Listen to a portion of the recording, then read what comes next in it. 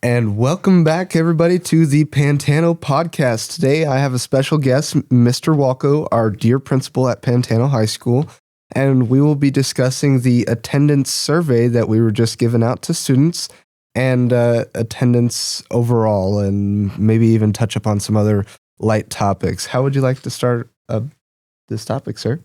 Well, first of all, thank you for having me. I love the opportunity to come and connect with you guys, and I think so many kids, they have individual problems and issues with getting to school and stuff, but we don't really talk about it as a whole, as a school. And so I'm hoping that we can provide a little bit of insight with a survey that we just participated in a couple of weeks ago. We got the results back from that. And then I have some of the attendance data for the school that I wanted to share. Frequently, people wonder, like, why do I need to come to school? If I get my work done, what difference does it make? And there's a few different things that I wanted most people to be aware of. So the Department of Education requires 180 school days in a school year. And of that, 720 hours of participation, seat time, and a minimum of 4 classes is what's required for full attendance. And so that's one of the reasons why we have a mandatory minimum of being enrolled in 4 classes. Now, of that, as a credit recovery school, we're moving at twice the pace of any other high school out here in the district. And so when you miss a day here, it's like missing 2 or 3 days elsewhere, just because we're moving through standards a lot faster.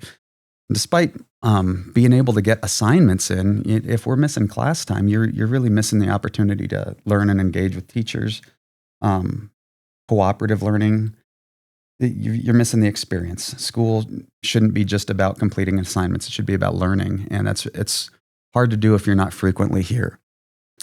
Looking at the current data for term 3 right now, our absentee rates, juniors are here about 76% of the time, and seniors 67% of the time.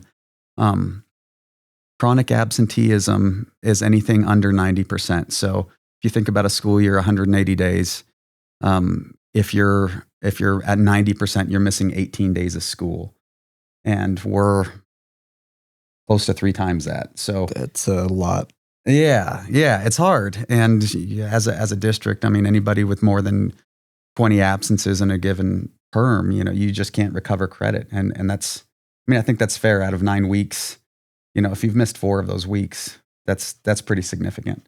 The other thing that a lot of people don't really know is how that impacts the school. So school funding's always tied not just to enrollment, but to attendance, actually. So if kids are enrolled but not showing up, it actually harms the school. It threatens the school funding. Things like staffing, teacher positions, those all get jeopardized when we don't have kids here on campus. And that's part of what the taxpayers expect. If we're going to be paying for schools to operate, we want to make sure that there's kids there. And so that's kind of the flip side of things that you guys don't really get to hear so much about, but it's something that we have to deal with a lot. So It's definitely something I agree should be known to all students and maybe even parents, because maybe parents will help get their students to school after hearing something like that. They want their kids to learn, but they're not trying hard enough to get their kids to school. And maybe the kids aren't even trying hard enough in general because they don't care or whatever their personal reason is. That's something they got to figure out. Yeah. So one of the things that's interesting. So like we say, okay, attendance matters and stuff, but what's really going on? What's preventing kids from coming here? And I think this survey is what provides some insight into that. So looking at the biggest factors contributing to absenteeism here at Pantano, based on what you guys responded to, it's mostly mental health and stress, and anxiety, feeling emotionally overwhelmed with life. And then next on that list is didn't feel motivated to attend, which corresponds with mental health, depression, stress. So, people are dealing with a lot of things in their lives that are hindering their ability to get to school. And it's tied to just wellness and well-being and stuff. So I thought that there's a lot of insight that we can gain from that. as we talk about that, it's like, what can the school control? What can we do here to help better support students? And based on the student surveys that we've participated in, the kids love it here. They love our staff. They love each other. We have the highest numbers in the district for connectedness and sense of safety. But yet coming to school is a challenge. And so how do we respond to that? How do we help people better access services or better support people to deal with the mental health kind of epidemic that taking place here? So I'm coming to you asking for suggestions, and hopefully students that hear this, let's talk about it. Mr. Verdon's always accessible. Myself is accessible. Like there's things that we'd be happy to do to provide more support. It's just a question of knowing what that is. And so I'm asking you, Mr. Savage, what thoughts do you have on that? As a student myself, I definitely have had this talk before myself. I have a problem with absences. I couldn't keep myself on track, and I still somewhat have that problem. I have some personal choices that I make with no motivation to come to school because I'm more worried about trying to find more time to work or spend time at home because I just don't want to leave or just make money to help support whoever I can, however I can. And I guess I'm sure there's a lot of students that are also feeling that same way, but I'm slowly doing better, and I hope that these other students can hopefully see it as well soon, that it doesn't take too much time out of your life to just come to school, get it done, graduate, and then you don't have to come back. That's the best part about it. Once you're done unless you want to go to college, and that's your choice. That's something that you can do on your own. This is something that's mandatory. We have to get it done. So let's not throw our lives away and the opportunities that we have for some little things that we can get over in the downtime or the event in general. Well, one of the things that I think we'd all agree on as adults here, everybody wants to get through things as fast as possible. The fastest way to do that, it's like the tortoise and the hare. It's the slow and steady wins the race. So many kids come to school, they want to get done, they're amped, and then they're not showing up, and so they're missing out on credits. So if you show up, you're consistent, you're going to get there. The other thing I thought that was super interesting, coming to school helps me reach my personal goals. That was one of the questions on the survey.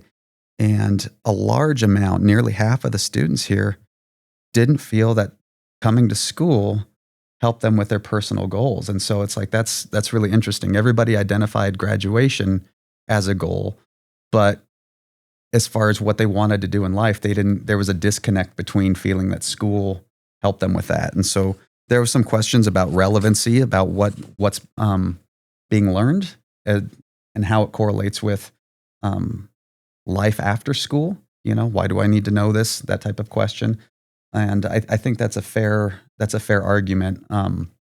Obviously, state of Arizona determines learning standards, and you never quite know when you're going to use knowledge or the skills and abilities that you're developing here at school, how you'll put them to use in the future. But I think there's definitely opportunity to look and see how we can increase the sense of relevancy here on campus. And so, again, talking to you, getting responses from you for your personal insight, what do you think would help school feel more relevant, where you'd want to show up more? I'm sure this is something that has been said plenty of times, but I'm going to emphasize it some more.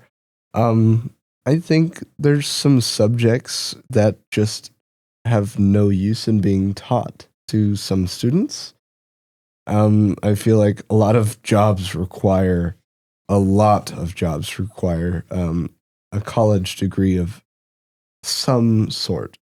A lot that don't, but once you finally get to that threshold, if you're really going for a job that needs all this extracurricular, you can go to college for it.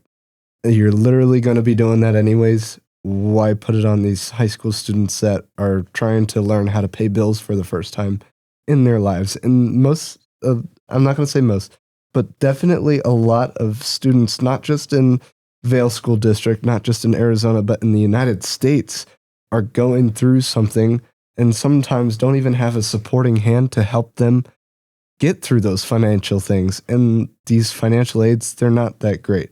So maybe if we had something in school where it was more directed towards life outside of this dependency and moving forward into an independent threshold, that would be a lot more, I think, critically used and acceptable in our lives, in our world, because it affects us so much differently with the curriculum being, oh, let's take some trigonometry, learn about some shapes, and then never talk about it or see it again, unless that's a profession that you're going into is going to absolutely need it. And you can go to college for that. You pay for college, you're going to learn it. Here, you're given it because people that you live with or people around you are helping pay for this. And it's mandatory. So let's get it done. Let's learn it. And let's push forward through it and help these students become young adults who can have a better life instead of starting out rough. That's how I see it.